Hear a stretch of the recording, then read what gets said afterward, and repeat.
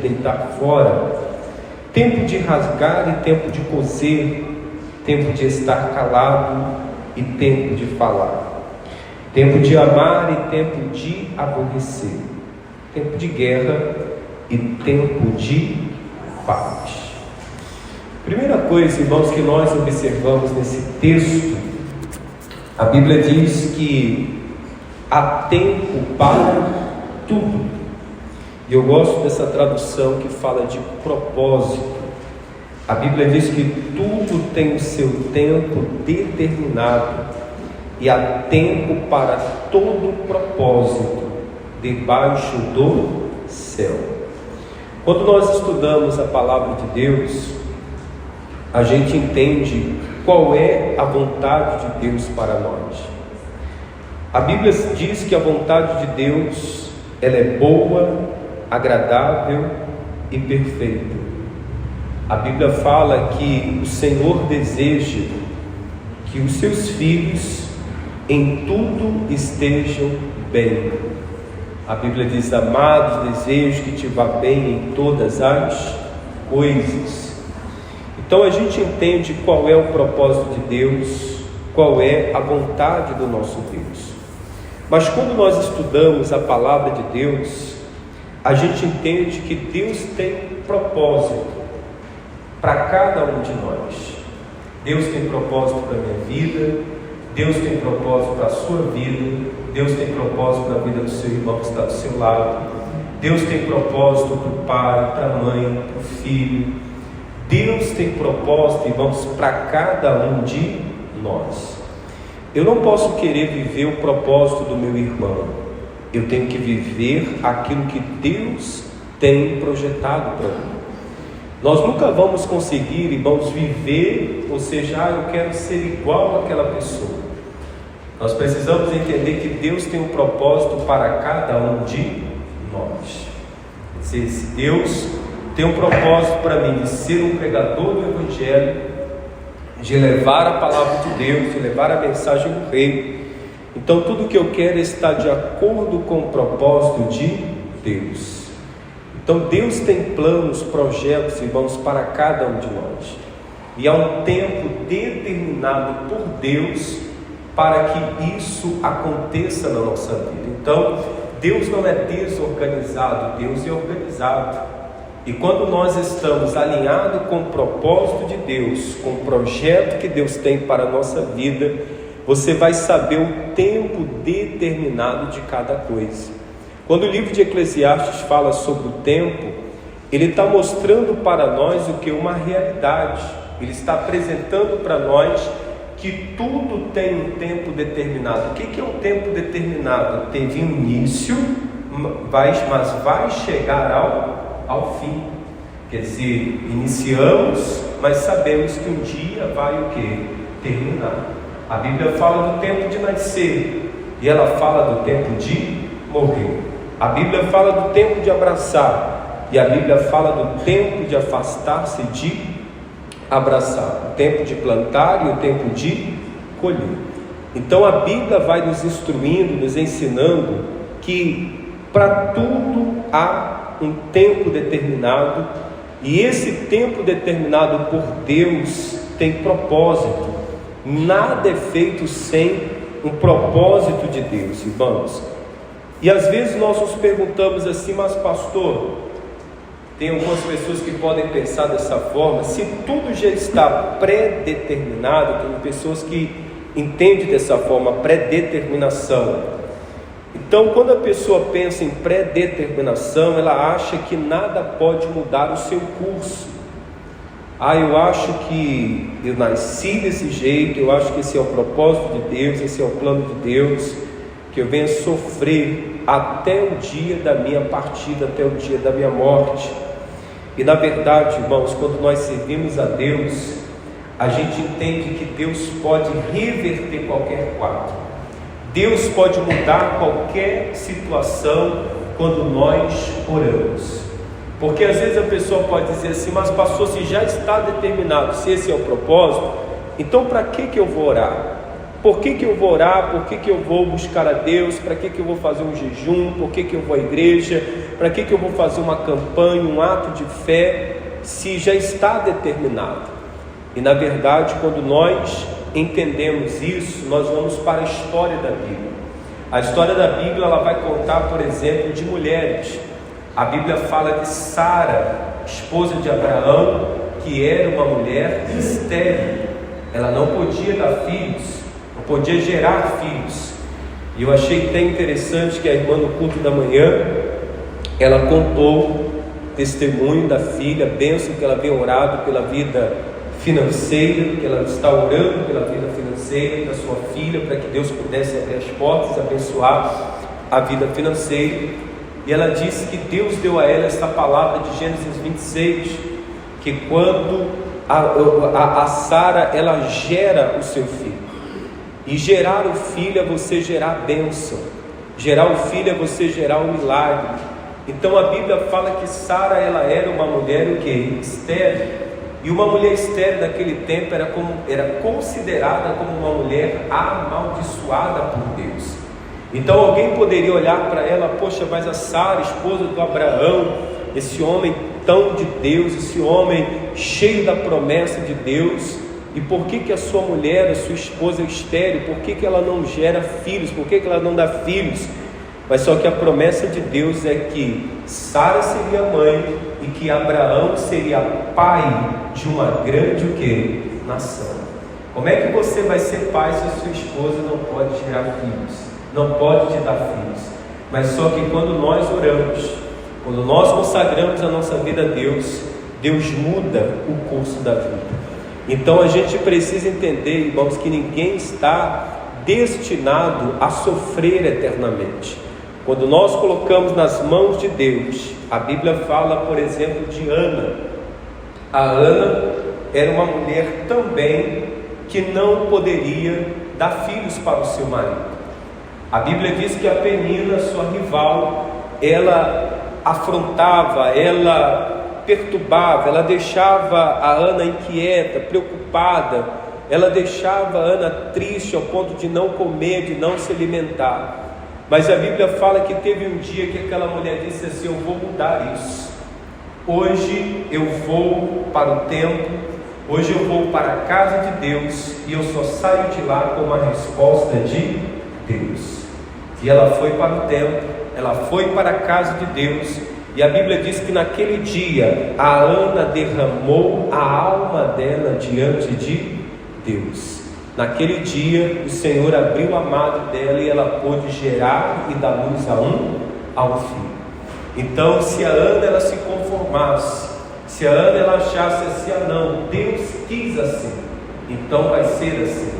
Na verdade, irmãos, Deus ele age por meio das nossas orações. Quando nós oramos, quando nós nos consagramos a Deus, e quando Deus tem um plano, quando Deus tem um propósito para nós, aquele propósito de Deus, aquele projeto de Deus, aquele milagre de Deus, ele vai ser gerado na nossa vida. Então não importa a luta, o problema, não importa como esteja a nossa vida, não importa como nós venhamos estar aos olhos humanos, mas se eu recebi uma promessa, e eu estou crendo na palavra, e eu creio no poder da oração, eu creio que o meu milagre ele pode ser gerado também.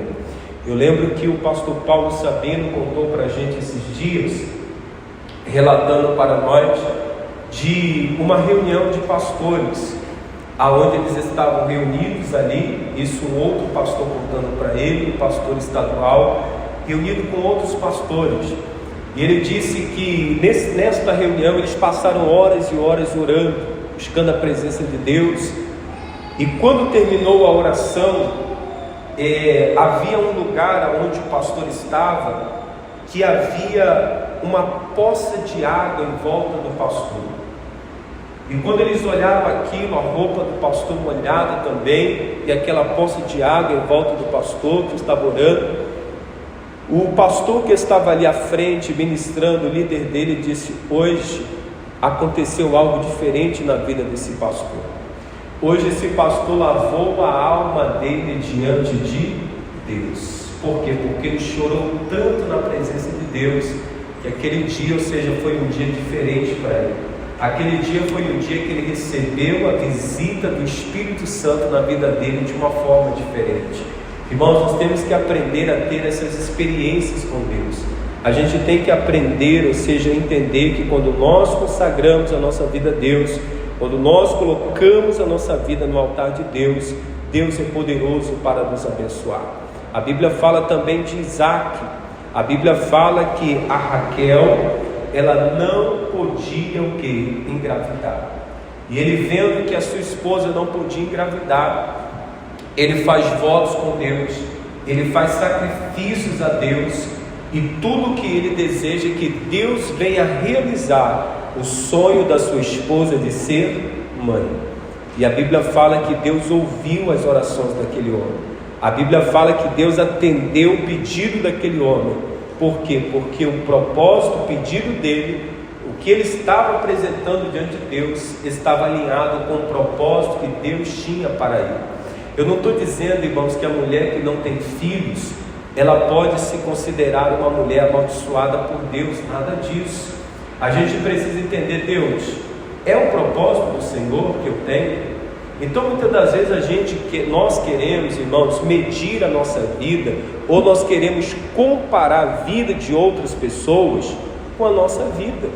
E a gente precisa entender que Deus tem propósito para cada um de nós. Se Deus quiser que a mulher estéril gere filhos, ela vai gerar. Se Deus quiser que aquele casal tenha filhos, aquele casal vai ter filhos para a glória de Deus. Mas tudo tem que ser alinhado com o propósito de quem? De Deus. Nós precisamos aprender isso. Hoje eu ouvia um pastor, até mesmo falando sobre isso. Olha, eu nunca pedi para os meus filhos serem pastores. E ele até estava falando, olha, minha esposa não é pastora, ela não é pregadora. Estava ali comemorando 50 anos de ministério, eu ouvindo aquilo ali, aprendendo também. E você para olhar, irmãos, e examinar que Deus tem propósito para cada um de nós. Tudo que nós precisamos é estar com a nossa vida alinhada com o propósito de Deus. Não é você que vai determinar o que o seu filho vai ser. Não é você que vai falar, não, eu quero que meu filho seja médico, eu quero que meu filho seja pastor, eu quero que meu filho seja advogado, eu quero que meu filho seja isso. Não, ele tem que ser aquilo que Deus quer que ele seja. Ele tem que ser, ou seja, ele tem que estar com a vida debaixo do propósito de Deus. Deus, os nossos planos, os meus planos são esses, mas eu quero, Senhor, viver os planos do Senhor. Eu quero, Senhor, estar de acordo com a Tua vontade. E é isso que nós precisamos entender, irmãos. Então a gente não tem que viver uma vida de comparação. Nós não precisamos medir a nossa vida com a régua de outra pessoa. Deus tem uma régua, seja para cada um de nós. E nós precisamos entender que Deus não faz acepção de pessoas. Todos nós somos iguais para Ele, e Deus tem um plano, um propósito para cada um de nós. Vamos aqui ao nosso estudo para que a gente possa entender um pouco mais sobre isso que nós estamos falando. Hoje nós vamos falar sobre despedidas. E as despedidas, elas abrangem aí muitas coisas na nossa vida, no nome de Jesus. Uma palavra de consolo e esperança para aqueles que se despediram de alguém para sempre. A vida, por um lado, é feita só de despedidas. Vamos nos despedindo e sendo obrigados a fazer despedidas. Despedimos-nos da infância, adolescência, juventude, da idade madura, da velhice, e teremos um dia que nos despedir da vida para entrar na verdadeira vida ou ficar eternamente sem vida. Despedimos-nos diariamente dos filhos que vão para a escola, os que saem para trabalhar, de um emprego, de amigos, de pastores e até de vizinhos. Então vamos parar um pouquinho aqui para que a gente possa entender. Então Então o tema da nossa mensagem é despedidas. Alinhada com o livro de Eclesiastes, a gente aprende que há um tempo determinado para todas as coisas. E quando a gente olha, irmãos, para isso, por exemplo, as crianças hoje, os jovens hoje, os adolescentes hoje, eles brincam das mesmas coisas que a gente brincava há um tempo atrás? Claro que não. O tempo é outro. Eles não brincam da mesma coisa que a gente brincava. Quer dizer, as brincadeiras são outras, ou seja, o tempo é outro. E às vezes a gente às vezes no tempo assim, olha, poxa, mas queria tanto que meu filho brincasse disso, porque quando eu era criança, eu brincava disso, tinha esse tipo de brincadeira, a brincadeira era até um pouco mais saudável, né? Eu não sei como é que foi a sua infância, como que eram as brincadeiras na infância, mas eu sei que eu tive a oportunidade, quer dizer, de desfrutar um pouco, ou seja, da infância, de muita coisa bacana, muita coisa legal, ou seja, que você participou, que você brincou, e isso tudo fica gravado na nossa memória, quer dizer, a gente não consegue esquecer. Mas a gente sabe, irmãos, que o tempo passa, tempo de criança, tempo de juventude, o tempo de adolescência, a gente vai chegando a uma idade madura. Salomão fala sobre isso. Salomão, quando já está velhinho, numa certa idade, ele para diante do espelho, com aquelas rugas, ou seja, ali, e ele se olha no espelho e ele diz assim: tudo é vaidade, tudo é passageiro, tudo passa. Porque quando ele se olha no espelho, ele lembra da sua infância, ele lembra da sua juventude, ele lembra da sua adolescência, ele lembra da sua fase adulta, e ele sabe que ele já está na sua velhice, que há poucos tempos, há poucos dias ele pode partir para a eternidade. Por isso que quando Salomão escreve Eclesiastes, quando Salomão escreve esse livro, ele está entendendo muito bem do que ele está falando. E na verdade o percurso da vida, irmãos, há um tempo determinado para todas as coisas. Não adianta, por exemplo, nós agora, a pessoa com 40 anos voltar a querer ser criança, a pessoa, ou seja, com 50 anos voltar a querer a fase da adolescência, da juventude. É completamente o que? Diferente. Existe um tempo determinado para cada coisa, e nós precisamos, irmãos, aproveitar cada momento que a vida nos proporciona em nome de Jesus, até porque o tempo não volta o quê? Atrás. Eu sei que se eu fosse perguntar aqui para cada pessoa, se você pudesse voltar atrás, você voltaria? Eu acho que todos nós voltaríamos no tempo. Você voltaria lá atrás para recomeçar a sua vida. Mas quando a gente serve a Deus é tão maravilhoso, sabe por quê? Porque quando a gente entrega a nossa vida para Jesus, Ele diz que Ele faz novas todas as coisas. Quer dizer, Deus é tão maravilhoso, irmãos, que a partir do momento que nós entregamos a nossa vida para Ele, a Bíblia diz que tudo se fez novo. Por isso que o batismo nas águas é o sepultamento da velha criatura. Quer dizer, tudo se faz novo para a nossa vida, para que a gente possa dar continuidade. Quando a gente fala de despedida, irmãos, nós vamos entender que as despedidas, elas são feitas, ou seja, de muitas coisas, fala da idade, ou seja, fala até mesmo do dia a dia nosso. Quer dizer, todos os dias você que tem filhos, quem tem filhos aqui em nome de Jesus, por exemplo, todos os dias, se o seu filho já estuda, você prepara, ou seja, o seu filho para ir para a escola. Se o seu filho ainda é uma criança que depende de você, você prepara ele para ir para o colégio, você se despede dele, daqui a pouco ele volta. Se o seu filho já trabalha, você se despede dele para ir para o trabalho, daqui a pouco, ou seja, o filho volta novamente. Por exemplo, nós estamos aqui no culto agora, daqui a pouco nós vamos despedir, nós vamos dar um tchau e vamos o quê? Embora, você vai embora para casa. Então a vida, ela é feita de despedidas. Por exemplo, quem já tem mais anos aqui na igreja, quantos pastores você já teve? Quer dizer, você já teve vários pastores. Quem é antigo aqui na igreja? Tem alguém que já tem tempo? Quer dizer, tem alguns irmãos, algumas irmãs. Quer dizer, quantos pastores já passaram por aqui? E teve um pastor que você não queria se despedir dele. Ou seja, eu lembro que o meu primeiro pastor, irmãos, quando ele foi embora, eu acho que eu fiquei uns 3 meses para recuperar. Quer dizer, o meu primeiro pastor foi que marcou a minha vida. Casal abençoado, me ganhou para Jesus, me batizou nas águas, marcou muito a minha história, marcou muito a minha vida, e eu sou eternamente grato.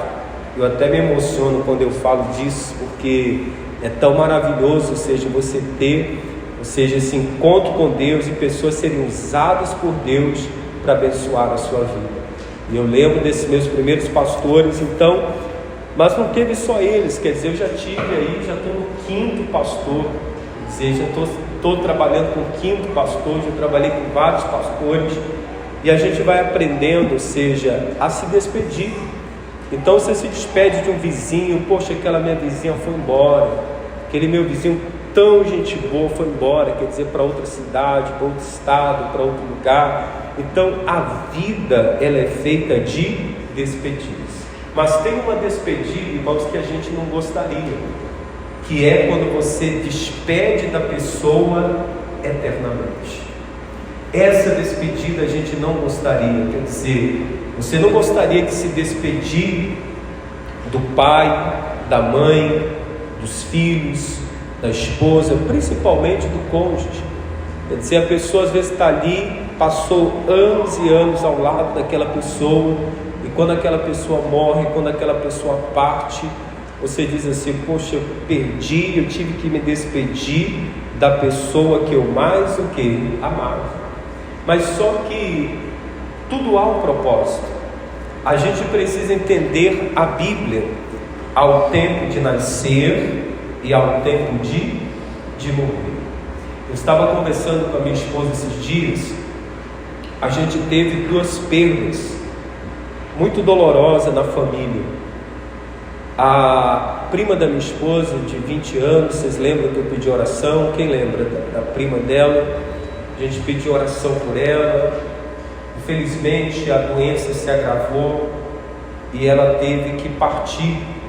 Mas o que mais agrada a gente é que ela era uma menina que estava no altar do Senhor, cantava na igreja, dançava na igreja, uma serva de Deus, uma bênção, uma menina sempre alegre. Sempre quando eu ia orar nela, sempre quando eu ia visitar eles, sempre uma menina, nunca vi aquela menina triste, cabisbaixa, mesmo com todo o problema que ela estava, das terapias, quimioterapia que ela estava fazendo, eu nunca vi aquela menina triste. E tivemos essa perda. Depois perdemos ali a tia da minha esposa também, uma pessoa muito querida. E a vida, irmãos, ela é feita disso, de despedidas. E a gente entende também que ao mesmo tempo o Espírito Santo de Deus, irmãos, é tão maravilhoso. Deus é tão poderoso, tão maravilhoso, porque Deus sabe como curar as nossas feridas. Deus sabe como consolar o nosso coração. E aí nós estávamos conversando, a família meio abatida, a família meio triste em relação às perdas que nós tivemos. E de repente, por exemplo, esse ano nasceu uma criança na família. Esse ano também vai nascer mais uma criança, que vai ser o Benício, quer dizer, na família. E a gente entende, irmãos, como que é o percurso da vida. Quer dizer, alguns partem, alguns vão embora, e daqui a pouco vem o quê? Outros. Quer dizer, outros estão vindo para trazer, ou seja, alegria, para dar continuidade à família. A gente precisa entender, irmãos, de uma coisa: nós nunca podemos nos despedir de uma pessoa eternamente.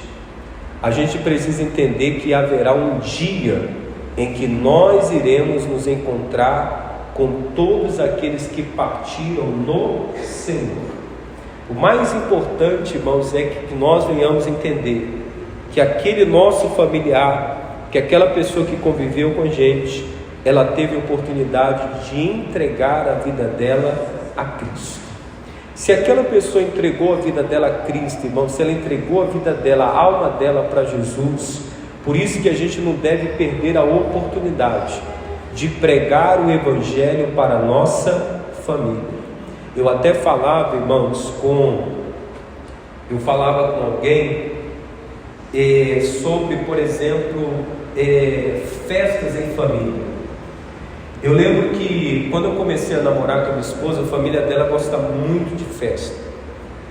Tudo eles comemoram, qualquer coisa, até o que não tem para comemorar, eles estão comemorando. Praticamente todo final de semana tinha alguma coisa para comemorar. Então, uma família bem unida, bem festiva.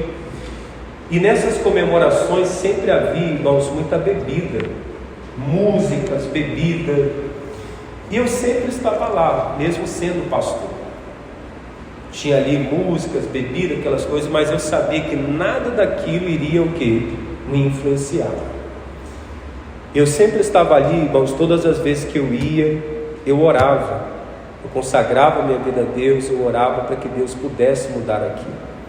E como que Deus é maravilhoso, irmãos. Como que Deus é poderoso. Eu lembro que o último Natal que a gente teve, tinha uma pessoa bebendo. E não tinha músicas, ou seja, que antes eram ouvidas. Quer dizer, apenas uma pessoa que estava ali bebendo. E eu fico tão maravilhado, irmãos, porque eu peguei cada fase, cada tempo. Por isso que há um tempo determinado para todas as coisas. Eu não posso desistir da minha família. Eu não posso parar de orar pela minha família. Eu não posso parar de buscar pela minha família, porque a promessa de Deus é que eu e a minha casa serviríamos a quem? A Deus. Que os meus filhos são herança do Senhor, e que aquilo que Deus uniu, jamais o homem pode o que? Separar. Então eu preciso entender, irmãos, que há uma bênção de Deus na nossa casa, uma promessa de Deus para a nossa família. E nós, quando olhamos para a palavra de Deus e entendemos o propósito, o plano de Deus, a gente sabe que vai chegar o tempo que a gente precisa também se despedir. Vamos continuar aqui lendo o nosso estudo. Diz: temos que nos despedir até de coisas que já foram úteis, roupas que não queremos mais, ou estragam e já não servem mais. Temos que despedir dos filhos que se casam e se vão para construir seu novo lar e seus sonhos, ou vão estudar em outras cidades e até países, e nunca mais voltarão para a casa dos pais. Temos que encarar a despedida duríssima, em vista da morte de alguém que amamos. Então, essa outra parte aqui do texto, ela fala sobre despedida até de coisas úteis que nós temos. Às vezes, por exemplo, a gente tem que se despedir de uma vestimenta, uma roupa que já não serve mais, ou seja, para a gente. Quem tem filhos aqui que já são casados? Você já tem filhos que já são casados? Quer dizer, olha como é maravilhoso. Você se despediu do seu filho, da sua filha que talvez casou, ou foi estudar fora, ou morar em outro estado, em outro país, em outro lugar. Tem muitos pais que precisam abrir mão disso, quer dizer, meu filho foi embora, mas ele foi estudar. Aí daqui a pouco, quando ela volta formado, ou seja, com uma formação, quer dizer, olha a alegria que você tem quando você percebe que o seu filho ou sua filha está dando um passo, quer dizer, está caminhando a um projeto, a um propósito. E a gente precisa entender que os nossos filhos, vai chegar o momento, a Bíblia fala que os filhos são como flecha. Vai chegar o momento que você vai ter que disparar a flecha, e a flecha vai ter que acertar o seu alvo. A flecha nunca pode errar o alvo. Então a gente precisa preparar os nossos filhos para que eles não venham errar o alvo. Existe um alvo a ser acertado. E é tão maravilhoso quando, por exemplo, o filho casa. Os filhos casam, vão embora, mas daqui a pouco vem os netos. Quem já tem neto aqui? Você gosta dos seus netos? Meu Deus do céu. Avô e vó, eu digo isso porque a convivência, às vezes a gente vai chamar a atenção do filho, a gente falta apanhar da avó e do avô, né? Quer dizer, a gente sabe, quer dizer, que o avô, a avó tem um carinho, tem um cuidado, seja com os netos. Então, um amor com os seus netos. Olha que maravilhoso. Mas se o seu filho não tivesse casado, você não teria o quê? Os netos. Então, olha como é maravilhoso, irmãos. Existem algumas despedidas que elas são muito boas para nós. A gente sabe que os nossos filhos, eles vão estar com a gente até determinado tempo. Daqui a pouco eles vão o quê? Embora. Eu sempre converso com a minha esposa hoje sobre isso, para que a gente possa entender amanhã ou depois. Olha, a gente está aqui criando os nossos filhos, ensinando, a gente está aqui preparando eles, mas amanhã eles precisam, tomar o rumo, tomar uma direção. Quer dizer, construir o seu lar, construir a sua família, e tudo a um tempo determinado por Deus. Então, para tudo tem um tempo determinado, irmãos. E, infelizmente, a gente precisa se despedir também das pessoas que nós amamos. E essa é uma das mais dolorosas. Mas a Bíblia também fala, irmãos, de pessoas que morrem. E, infelizmente, você sabia que tem gente que morre e as pessoas vão olhar e dizer assim: esse aí já foi tarde. A Bíblia fala de um rei chamado Jorão. A Bíblia diz que esse rei morreu. A Bíblia fala que ele morreu sem deixar o quê? Saudade. Irmãos, olha que despedida triste. Imagina, por exemplo, se o seu vizinho vai embora e aquele vizinho ele é tão ruim que você diz assim: pastor, esse aí já foi tarde. Quer dizer, já há tempo já que a gente queria dar tchau para esse vizinho. Imagina para aquela pessoa, irmãos, que vai embora e ela vai embora sem deixar saudade. Quer dizer, tem gente que é tão ruim, irmãos, que até o dia da morte dela, ela morre sem deixar o quê? Saudade. E a gente precisa, irmãos, tomar cuidado com isso. Esse rei era tão mau, tão cruel, que ele morreu, a Bíblia diz em 2 Crônicas 20, sem deixar o quê? Saudade. Depois você pode pesquisar sobre o rei Jorão. É muito triste quando alguém vai embora sem deixar o quê? A saudade. Porque o que é natural acontecer? Às vezes a gente erra também nesse ponto. Quando a pessoa morre, a gente começa a chorar, e aí a gente começa a falar um monte de coisa para a pessoa que ela não está nem te ouvindo mais. Ah, pastor, mas o meu pai era bom, a minha mãe era uma mulher tão boa. Aí a pessoa abraça o caixão ali e diz assim: mãe, eu te amo, pai, eu te amo, filho, eu te amo, filho, eu te amo. Aí você compra aquele buquê de rosas mais bonito que tem e leva no dia do velório.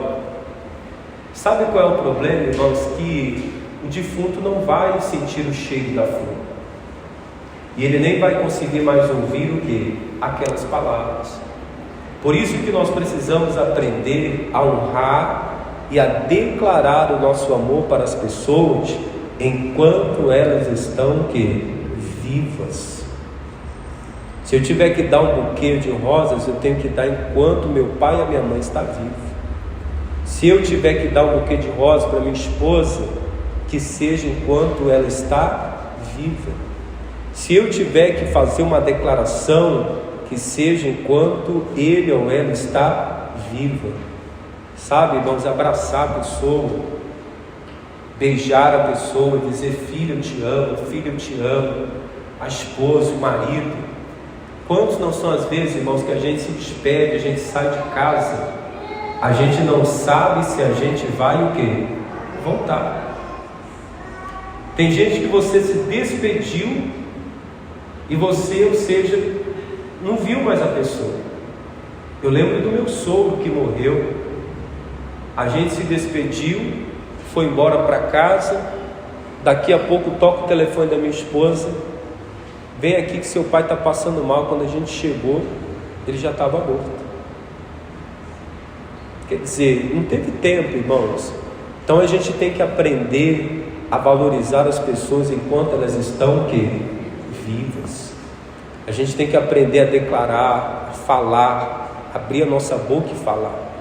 Ah, pastor, mas ele já sabe, ela já sabe. Não, você tem que fazer. A gente tem que falar.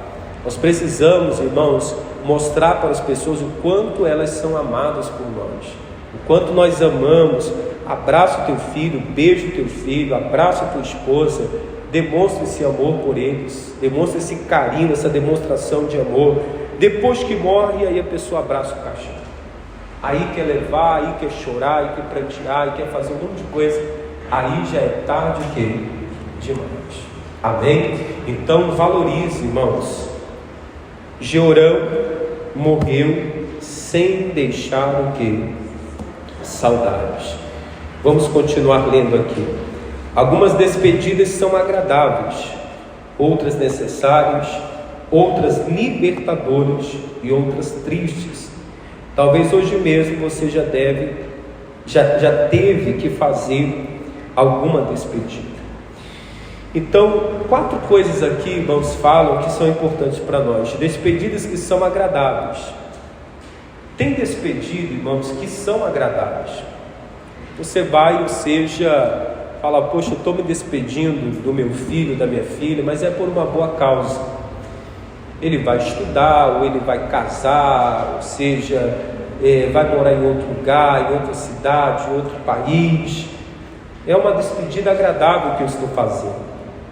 Existem despedidas que são necessárias. Quer dizer, é necessário, não tem para onde correr. É necessário, ou seja, eu preciso me despedir disso aqui. Quer dizer, a gente falou, por exemplo, aqui de vestimenta, roupa que a gente não usa mais. A gente, por exemplo, lá em casa, irmãos, tanto minha, da minha esposa, do meu filho, a gente tem hora que a gente pega ali as nossas roupas e fala, isso aqui, ou seja, às vezes não é que a roupa está estragada, não presta mais, não é isso. Ou seja, a gente pega aquelas roupas ali, vamos dar isso aqui. Quer dizer, tem gente que não dá nada para ninguém, irmãos, e a Bíblia diz que é dando que se recebe. Quer dizer, a gente não vende, a gente pega aquilo ali e dá, abençoa alguém.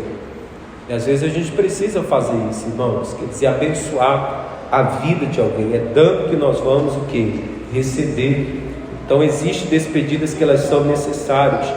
Outras despedidas, irmãos, são libertadoras. Como assim, pastor, libertadora? Tem gente que sai da nossa vida, que você se despede dela, mas aquilo ali vai ser uma bênção para você. Lembra de Jonas, que é a pregação de Jonas? Quem lembra da pregação de Jonas? Se os marinheiros não jogassem Jonas para fora, se eles não dessem tchau, não se despedissem por Jonas, eles iriam morrer dentro daquele barco. Então existe despedida que é libertadora para você.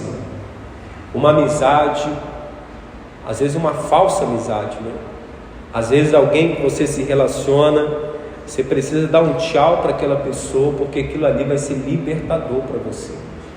A gente não pode, irmão, se sentir aprisionado, sufocado. Nós precisamos entender que algumas despedidas, elas serão libertadoras para você. Então a gente tem que entender isso. Aquela pessoa foi embora. Aquela pessoa que eu me despedi, aquela amizade, meu amigo, tal pessoa, não. Aquela pessoa foi embora. Por que ela foi embora? Por que ela não quer mais a minha amizade? Então, eu preciso entender que para tudo há um propósito de Deus em nome de Jesus. Amém? E outras são tristes, como a gente já falou aqui. Quer dizer, é muito triste a despedida de um ente querido, de alguém que a gente ama, de um familiar, daquela pessoa que a gente queria ter eternamente do nosso lado, mas que um dia a gente teve que se despedir. Vamos continuar lendo aqui. Aprenda a se despedir e ficar consolado e seguir em frente. Faça despedidas necessárias, seja com risos ou lágrimas. Tudo tem o seu tempo determinado, e há tempo para todo propósito debaixo do céu. Eclesiastes 3:1. Lembre-se das palavras de Jesus: eu estou com vocês todos os dias, até o fim dos tempos. Irmãos, outra coisa importante para nós. Quando alguém, por exemplo, perde um ente querido, a gente tenta, o ser humano tenta, consolar aquela pessoa com palavras. E aí você dá uma palavra para aquela pessoa. Às vezes a gente fica até sem saber o que falar para aquela pessoa. Poxa, mas o que eu vou falar para essa pessoa? Mas na verdade, irmãos, a gente precisa entender uma coisa. Tem coisas que é só o Espírito Santo que pode fazer. E o que o Espírito Santo é? Consolador, ajudador. Se tem uma coisa que o Espírito Santo sabe fazer, é colocar a gente no colo e dizer assim: meu filho, minha filha, eu estou aqui para te consolar. Irmãos, somente o Espírito Santo, ele é capaz de trazer um consolo para a nossa, o quê? Para a nossa vida. Outra coisa que eu queria frisar aqui com os irmãos, é que no versículo 4 de Eclesiastes 3, a Bíblia diz assim, que há um tempo de chorar e tempo de rir, tempo de prantear e tempo de saltar de alegria. Perceba, irmãos, que a vida, ela não é feita só de choro. Tem gente que passa a vida toda, irmão, chorando. Você já percebeu que tem pessoas que quando você se aproxima dela, ou vai à casa dela, ou conversa com ela, ela sempre está reclamando da vida, ela sempre está chorando. Quer dizer, sempre, irmãos. Não tem uma vez que você conversa com uma pessoa que ela tenha coisa boa para contar ou para falar. A gente precisa entender que o tempo do choro, ele tem um tempo determinado. A Bíblia diz: o choro dura o quê? Uma noite. A noite pode ser longa. Eu preciso entender que o choro vai durar uma noite. Mas a Bíblia diz: mas a alegria vem pela manhã, ao amanhecer. Então existe o tempo certo para o choro acabar também. Existe o tempo certo do que? Da alegria acontecer. A gente precisa entender, irmãos, que o tempo de chorar, você tem que chorar. Tem gente que diz assim: o homem não chora. Jesus chorou, a Bíblia diz. Ele diz: ah, pastor, mas chorar não demonstra fraqueza. Não, chorar lava a sua alma. A Ana chorou, Jesus chorou. Quantas pessoas não choraram? Existem momentos, irmãos, na nossa vida, eu faço isso. Existem momentos na minha vida que eu saio, eu vou para o monte, às vezes seja na madrugada. Deus, eu quero ir na madrugada, tomara que não tenha ninguém lá para ouvir os meus gritos, porque eu quero gritar, eu quero chorar, eu quero derramar minha alma diante do Senhor. Existe um momento, irmãos, que a gente precisa chorar e derramar a nossa alma aos pés de Jesus. Existe algum lugar melhor para você chorar? Não existe melhor lugar para você chorar do que aos pés de Jesus. É maravilhoso. E existe também o tempo do que? Da alegria, de você rir, de você saltar de alegria. Sabe qual é o nosso maior problema, irmãos? É que a gente não celebra, a gente não comemora. A gente, por exemplo, não celebra uma data comemorativa. A gente não celebra, por exemplo, quando o filho conquista o emprego, quando passa de ano, quando seja alguma coisa boa acontece. Mas quando alguma coisa ruim acontece, você já percebeu que quando alguém morre, se junta todo mundo no dia do velório?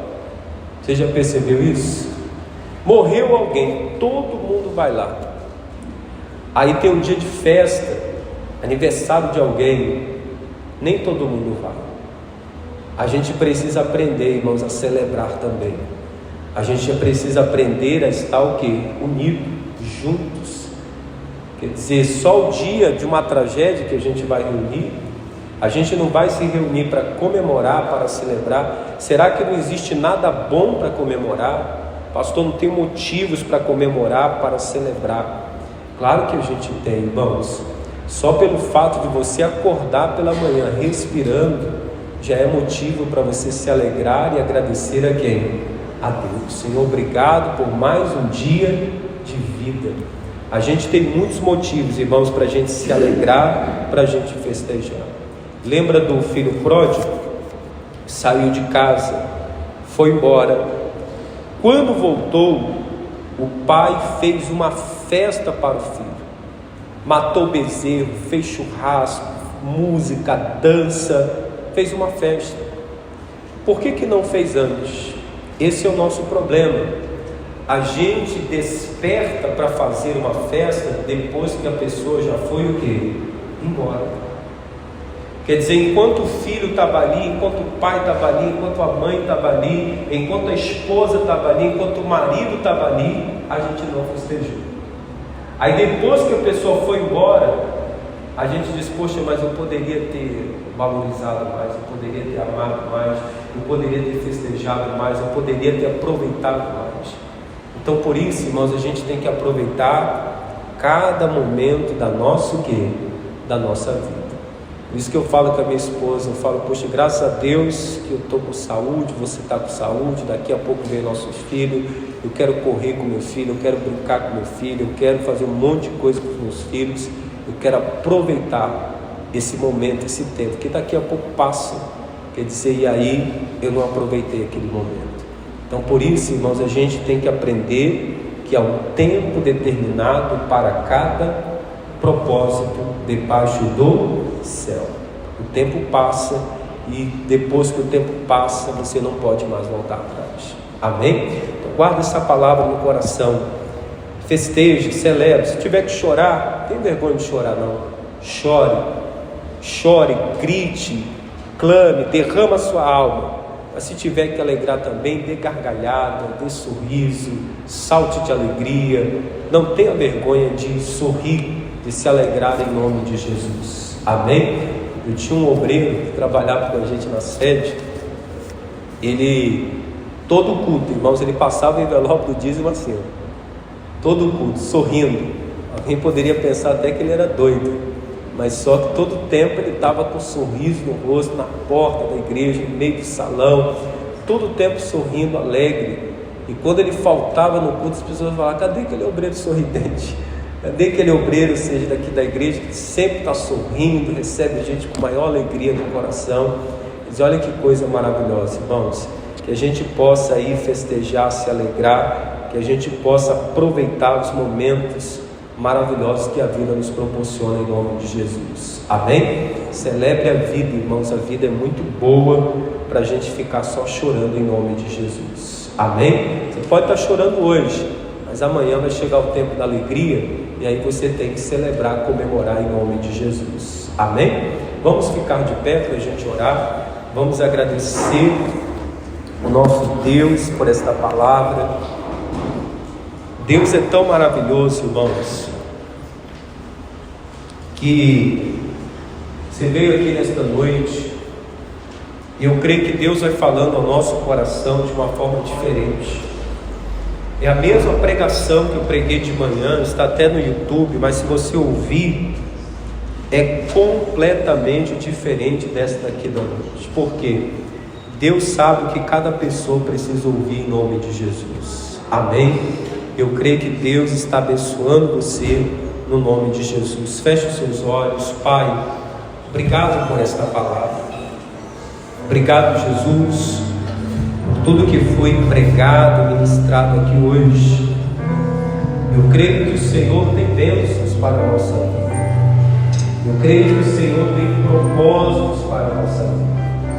Jesus, olha para cada pessoa que veio aqui hoje, que veio para ouvir esta palavra, e que esta pessoa, meu Pai, entendeu perfeitamente aquilo que o Senhor quis falar ao coração dela.